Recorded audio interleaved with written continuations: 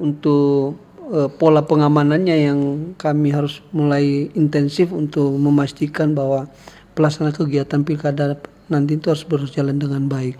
Ya.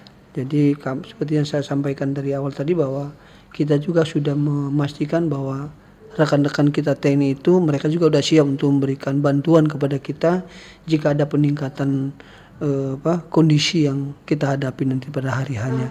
Bahkan sampai sekarang kemarin kita sudah mengadakan satu kegiatan untuk latihan bersama Dalmas.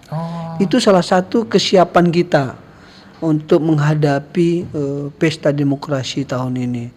Dan kita adakan latihan bersama sehingga saya katakan sehingga cara bertindaknya itu tidak lagi masing-masing instansi, harus serentak, harus terukur, dan masyarakat kita bisa diberikan rasa aman. Seperti pertanyaan yang saya lihat itu ada pertanyaan dari saudara Veron itu, saya pastikan bahwa masyarakat kita akan aman pada saat mereka memberikan hak pilihnya.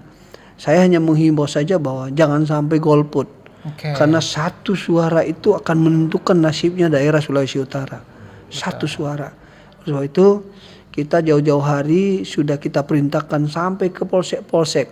Kita punya Babin Kamtipmas, TNI punya Babinsa yang Bapak Ibu semua bisa menghubungi itu apabila ada hambatan kendala saat melaksanakan hak pilihnya untuk datang ke TPS.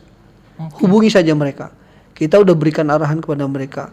Kita udah sampaikan dan kita pastikan bahwa masyarakat harus aman sampai ke TPS.